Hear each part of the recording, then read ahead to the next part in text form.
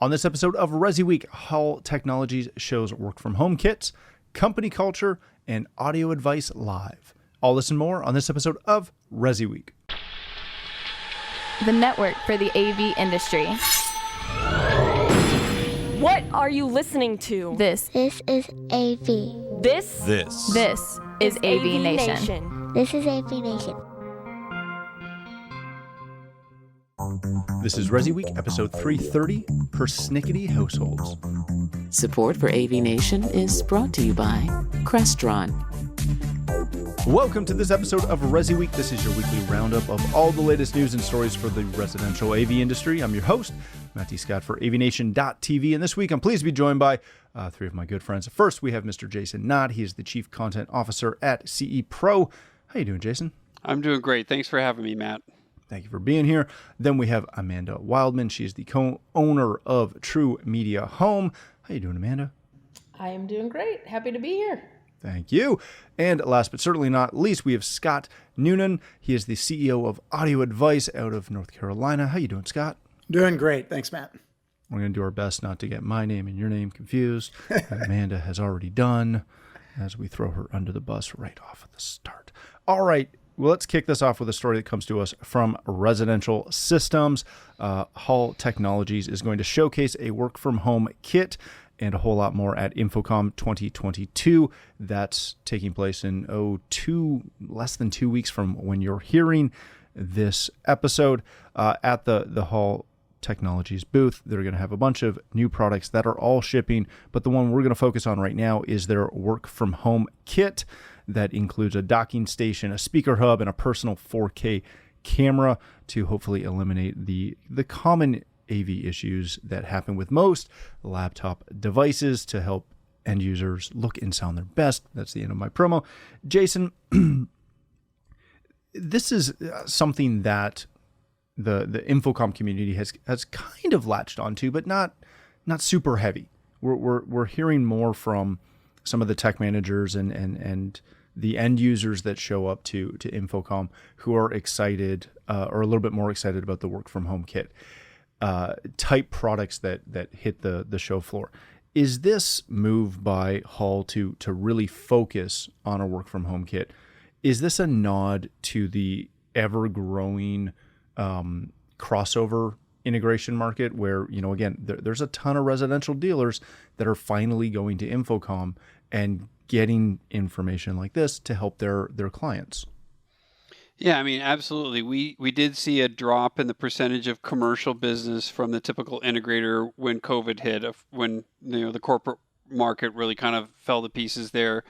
And so you see a lot of commercial integrators at that moment who shunned doing residential because the projects are too small. Mm-hmm. They weren't really skilled in customer service to be able to deal with, persnickety heads of households and those sorts of things that they would have to deal with on the resi side.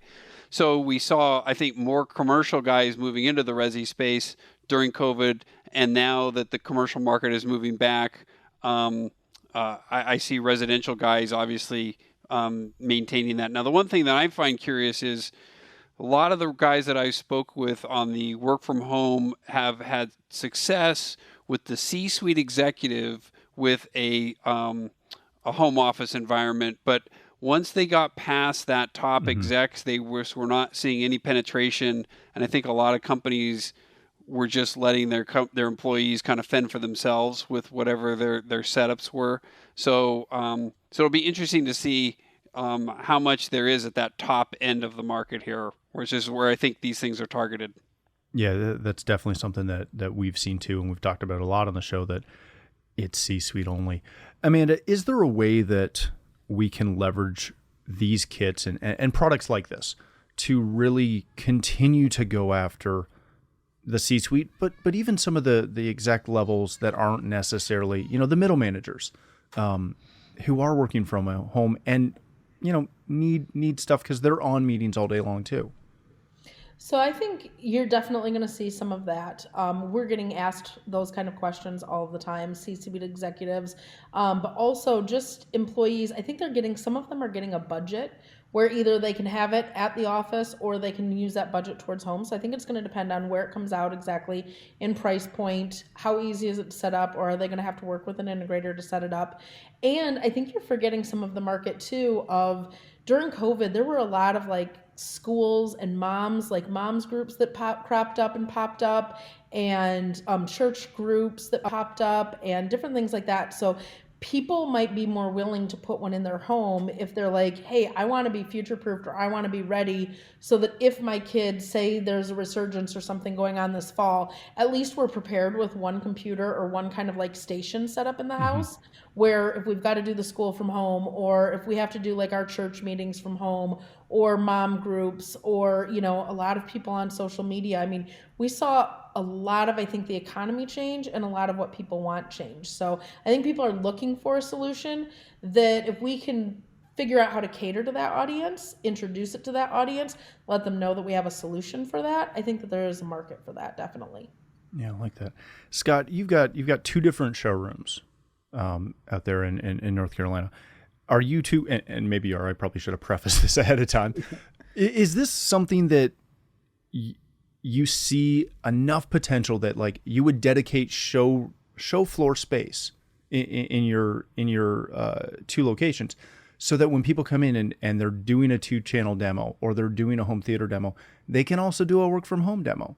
Or is the market still so finite that it's not worth giving up the valuable real estate? Yeah, it's a great question. So in our showrooms, you know, we have sort of mini homes, and we actually are building out right now one area that's an office in those homes, and we'll have powered speakers in them and things like that. What I think is interesting about this space is, and you all probably know this, like over the past couple of years, you couldn't get a Logitech camera, right? The way people saw this, everyone bought the Logitech cameras, the Brios like were sold out all the time, and the Blue Yetis were sold out all the time. And so the C-suites all got, you know, I'm using this metaphorically, they all got the, you know, Blue Yetis, and they all got the Logitech Brios. And once they did that, everyone else was trying to find a closed room. I think it's going to be a fragmented market. So in other words, what we see is, a CEO says, hey, what I really want is I want great internet connectivity. I can't be dropping in and out all the time. What microphone should I get? And then we may find a totally different person that says, look, I just want to use my desktop, but I need maybe a little bit better camera. We haven't seen it, as you said, ubiquitous, where it's everyone who's working. It's like, I've got to have a kit to manage the whole thing. It tends to be very varied and unique in each situation. I like it. All right, let's move on to our next story of the day. This comes to us from CE Pro. Did you get that, Mitchell? Actual steps you can take to improve your custom integration company culture. Read through the article. They covered a lot of really interesting things, and I want to pull out a couple of things out of here specifically. Amanda, one of the comments that's made in here is that it's really a fit, right? Your company culture is really a fit to all of your relationships, and figuring out where your culture is going to fit to make those relationships work. Is it easier to develop that as you're going, or is it something that you kind of have to set forth from the start? It's almost like you're reading what we're going through right now with our company as we're growing and developing there, Matt. I'm here for you. Thanks. No, I appreciate it. No, I thought it was a really great article, you know, to think about, you know, some different things about how is your culture, and especially now, like after the last 2 years, how's your culture changed? How do you want your company going forward? I mean, I think it's always great to try to have that North Star of where it is that you want to go and what you want your company to look like and model after. But I also think that there need to be adjustments along the way. One of the things like that Panch and I, my husband and I, have really created a culture around is we've said, you know what, we want our company to be a learning company. So what that means is that because we see kind of what's coming forth, right, in the job market, and not as many young people kind of getting in. So we do, like, we're getting ready to gear up this summer. We've got probably like 5 or 6 kids that are like upper level high school, getting ready to graduate or just recently graduated, that they've come back a couple summers, and we teach them. And we've gotten quite a few kids that are interested in getting involved, but that's part of our culture. So like our senior technicians know that they aren't necessarily going to get slammed if things are maybe a little bit slower because they have one of those, that they're teaching kind of along the way. And that's just one of the things that we put forth. So when we hire even like senior level technicians, we're like, this is part of our company culture. Our clients know that this is part of our company culture. Hopefully, going forward, it sets us up where we're less, having issues with finding employees and things like that, because we're willing to train and we're willing to grow people up in the industry and expose them earlier. But you have to discuss it all the time. I think you have to talk about it all the time. And one of the things that I really liked pointing out in the article was when they talk about praising, too, out in public. And like, it doesn't necessarily have to be this big grandiose gesture kind of thing, but it can be those little things, and letting your team know how important they are and kind of posting those little things out. I've noticed even a lot more on a lot of companies with social media posting out there like, hey, let's introduce this new employee, or let's introduce that person, or give them a pat on the back or whatever for the job. And I think that says a lot, and about your company culture and what it is that you're doing at your work. So, yeah, I like that.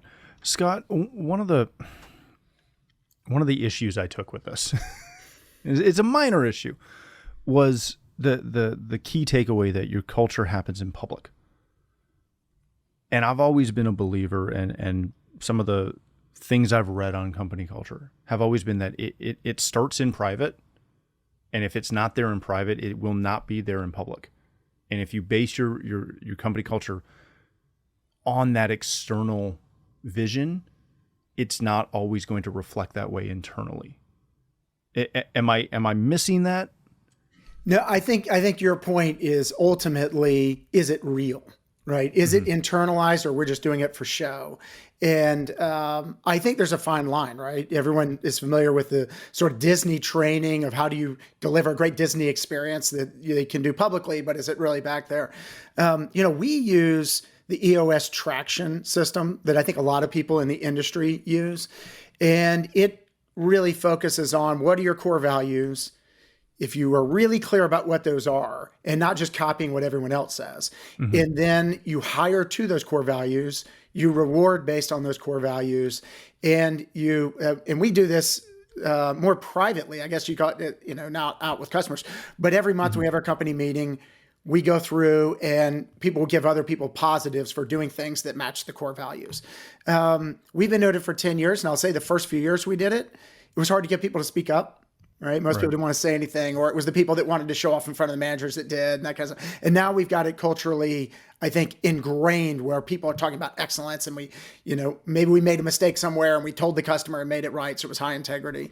But I think your point is a really fine one, which is it real? And people know if it's real if you treat people when others can't see it based upon the core values.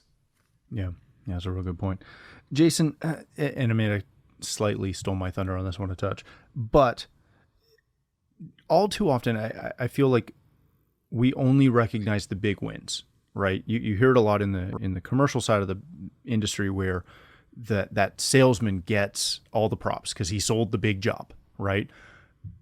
But the lowly techs who are wiring up the racks don't get any props at all, because all they did was wire up a rack and then haul that sucker up 14 flights of stairs because the elevator didn't work.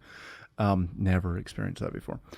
How do we go about creating a culture to celebrate the minor wins, like the small things, without, making it so that, yeah, you showed up today, woohoo, we're going to get donuts?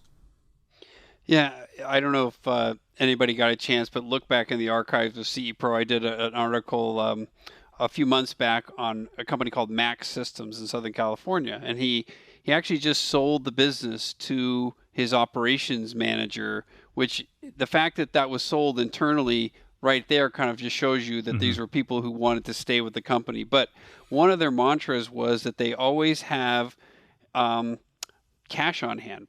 And when you say publicly, I guess you could say, when I say publicly, I'm thinking not one-on-one with the employee praise, but I'm praising that employee in front of everybody.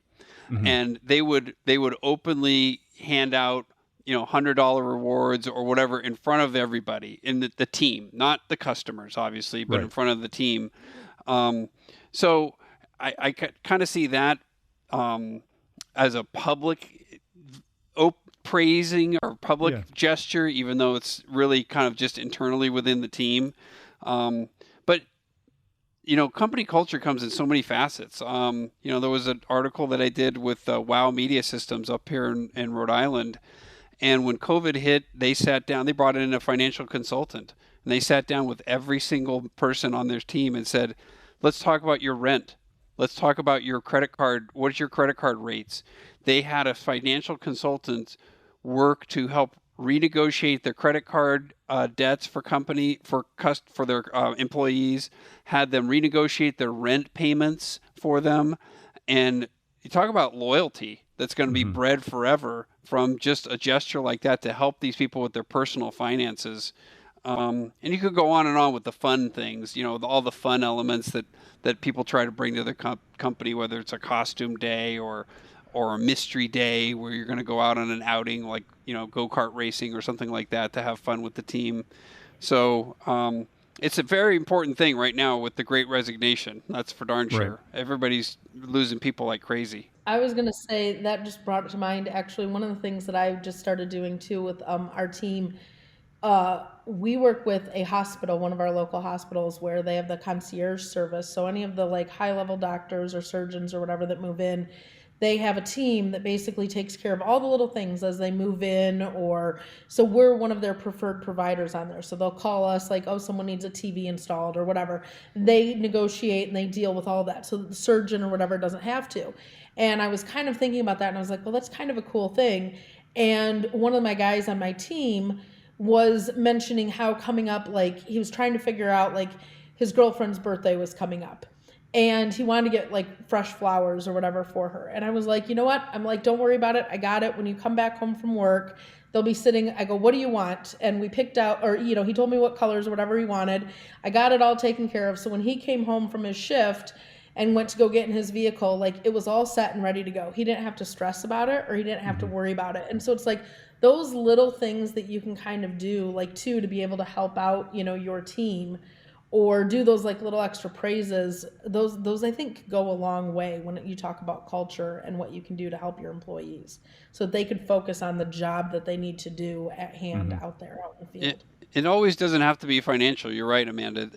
I worked for a contractor and it was 5 people, husband and wife, and we got fresh baked chocolate chip cookies. We got 12 packs of beer, those sorts of things that when you're younger are super valuable. That was my dinner, breakfast, lunch, and dinner, by the way. It seems unsafe. Beer and cookies. Yeah. Those things were great, I love it. All right, let's hit our last story of the day. This comes to us from Residential Systems. The inaugural Audio Advice live event is going to be held in August the 19th through the 21st. They're going to have 50 plus experience rooms at the downtown Sheraton there in Raleigh, where you'll get to experience a boatload of new gear, learn from industry pros, and get downright inspired. Scott, I'm really glad that you're here for this one because we can talk about it and we can read the article about it, but it's not the same. Tell us a little bit about why you guys are doing this and why you're doing it to the level you are. Most people do an initial event and they might do 5 rooms.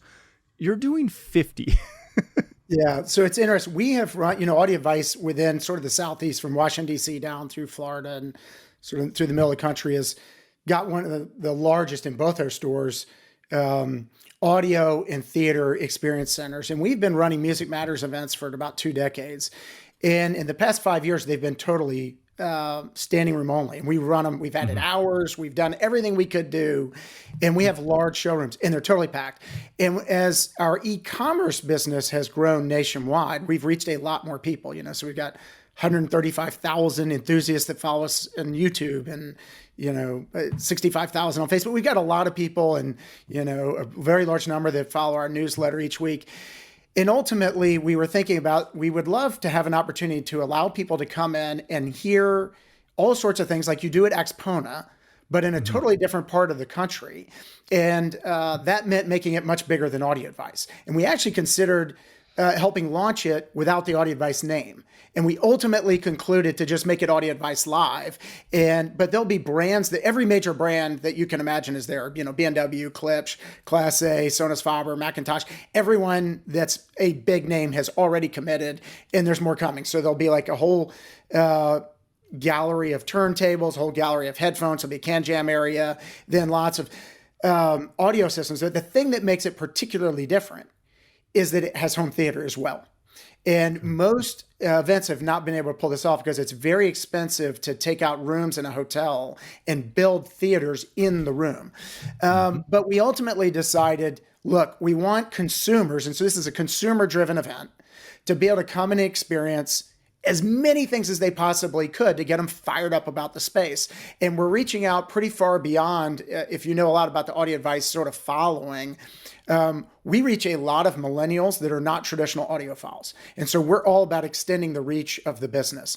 Anyways, that's what we're doing. And we literally have taken the entire Sheraton Convention Center Hotel. So it's going to be a big event.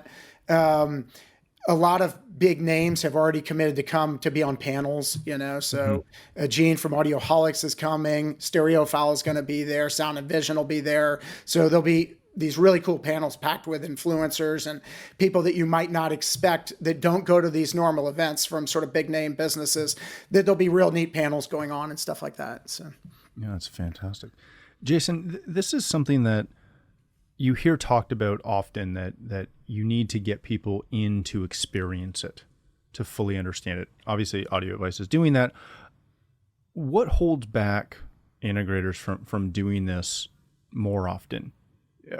Again, maybe not to the scale, but in some scale. Yeah, I think, Scott's got a unique business because they have that following, that online business that they do, and they have such a broad reach. Most integrators are, remember, the typical integrator is doing 35 to 50 projects a year. Mm-hmm. It's a very small number of customers that they are touching to be able to do something at this scale. So I have a question for Scott, though. So are all the vendors who are coming, are they doing deals? Is that part of this, or is it really just come and experience the audio and the home theater level, but it isn't necessarily come here and you're going to get a deal on these speakers? No, this is about come experience our theater, come experience the new speakers we're launching. So there'll be a lot of people launching new products and things like that, but it's not a sort of come and do a deal kind of thing. It's very much, I've been thinking about getting into audio, or I've been learning about turntables. Boy, I could go to this event and see all of them and learn a lot and hear from industry experts. Or I'm thinking about building a home theater, and all the sort of major players that talk about home theater design and what's happening with new Dolby upmixing, all of that will be there. So that's the real focus. And again, there'll be brands that AudioVice sells and brands that AudioVice doesn't sell. It's literally intended to be a large event available. There'll be people coming from all across the country. There's already people signed up that are, but I suspect sort of from the, East Coast down through Florida kind of thing, it will be a lot of people from that area that just don't have a show of this size to go see everything all at once. And going back, Matt, to your question for Jason, it's extremely expensive to pull off. So, honestly, so even our Music Matters events, we basically had to stop selling a week before, right? You imagine you're working months before to coordinate everything. A week before the showroom starts to shut down, and you're setting everything up, and then vendors have to come in, and we do it from one. But you can imagine, we started this 6 months in advance, coordinating the pieces of the puzzle, negotiating, and it is a massive undertaking. And so to Jason's point, you have to be a certain scale to get. We weren't that scale 5-10 years ago. We couldn't have done anything like this. Right. So. Amanda, is there a way that smaller integrators can leverage this type of thing? Again, not necessarily to the scale. What Scott and his team are doing is fantastic, but we found a way to do lunch and learns with, architects and designers. Is there a way to do something to get your clients and their friends in, even to one of your clients' homes, to experience stuff? Because that's always the big holdback is, I don't think it's worth it. I've never seen it. Well, we actually do that a lot. And that's actually the perfect time of year because we're getting ready in our market, in our area. We're a little bit smaller than what Scott obviously is, and where we're at logistically can do it, but we're doing Parade of Homes in our area. So the next 3 weekends, one of our parts of our contract with our Parade of Homes is we do some like special little things or whatever for that homeowner if they allow us to, work on their home in the parade. But part of that contract is that we get to work at it. So for the next 3 weekends, I will be working nonstop at Parade of Homes to be able to showcase that and demo, because I think technology is one of those things that it has to be demoed, right? Like you're not going to walk in, like when you look at a new countertop, oh, who manufactured or who made that? Like you have to be able to explain the lighting system or the shade system. And you have to really make sure that like the speakers are playing properly and, everything, like the movie is set up right in the space. And maybe the builder can't do that because they're too busy, doing their other things. And, you've all seen where they just kind of quick flip everything on and then nobody's there explaining it. So we do that. So I will be the next 3 weeks at that. And then part of our culture, we have a lot of clients that we actually do kind of more just like high-end events at their homes if they're willing to kind of do it, where one time we'll kind of like do a big showcase at it. We'll bring in clients, other builders, other architects, other clients that we work with and things like that. And we do a full demo. We'll bring in, food, we cater it in. We do a big event. It's kind of like an open house. And you can do it. It's costly. It's not near the cost of what Scott has, but it is an investment. It's an investment of time. But every single time that we've done that, we've gotten a huge return on that, when people can see it and they can experience it. So it's worth it, but it takes the planning for sure. So Scott, one more question for you is you mentioned the audio and the home theater. Or is it going to broaden are you going to have demos for voice control or for lighting or any of these other categories? Great question. We debated that. We ultimately decided this year we're probably not going to do smart home in it. We wanted to stay focused on audio and home theater. It would not surprise me if in future years we do bring that in. It's interesting related to that question and what Amanda was saying. Part of our focus is just to drive awareness and more people doing it, whether they buy from us or someone else. And so, to Amanda's point, like for smaller integrators, we were a smaller integrator 20 years ago. There will be plenty of people that come to this event that experience things that we want them to go back to that integrator and buy from that integrator and not from Audio Advice or someone else. And we do this on the phone too. We have a pretty big e-commerce business and people call us and say, oh, I just went and checked this out at some store and I listened to these new speakers and I see you've got them, sell them. And we say, look, we sell at the same price as everyone else. We don't discount. We don't cheat on taxes. So you're still going to pay the taxes. If you went and demoed and spent a bunch of time with that local store, go buy from that local store. And I think if the industry focuses on doing that at the big events, the small events, everything else, we all win is my theory. It's the raising tide, right? Or rising tide, not That's rising tide. All right, let's leave it there. Thank you all for joining us. Scott, if people want to connect with you, learn more about Audio Advice, sign up for Audio Advice Live, where can they do that? If you go to live.audioadvice.com, so live.audioadvice.com, you'll see everything about it, the panels, the registration, everything else. Awesome, thank you. Amanda, if people want to connect with you, learn more about True Media Home, where can they do that? You can go to truemediahome.com as our website or look True Media Home up on any social media platform, and we are there. Including TikTok. She's on TikTok. People. Including TikTok. I don't dance though, Matt. That's fine. That's fine. Jason, if people want to connect with you, learn more about CE Pro, where can they do that? They can go to cepro.com and they can follow me on Twitter at Jason W. Knott. And let me put in one more thing for Scott. I don't think he actually mentioned it's August 19th through 21st. I don't think the date was ever mentioned in, we talked about it in off the the conversation. Okay. Yes, yeah, it's actually funny you should say that. It's designed to be that weekend in the hotel because Ziggy Marley's going to be in town. There's going to be comedian. There's a whole set of things happening in downtown Raleigh that make it where someone could go, I'm going to go there for like a date kind of thing and get the hotel at the Sheraton and be there Friday through Sunday and go to concerts and all sorts of fun stuff. So Scott's marketing is on point. He knows what's up. All right. Thank you for joining us. If you'd like to connect with me, you can find me on Twitter at Matt D. Scott and most other social channels. Unfortunately, not on TikTok. But more importantly, please visit AVNation.tv, where you'll find this show as well as a wide variety of other shows with all the verticals that we cover. When you visit the website, please take a moment to check out our supporters. We are extremely thankful for their support and ask that you check them out as well. Thanks again for watching. That's all the time we have for this episode of ResiWeek.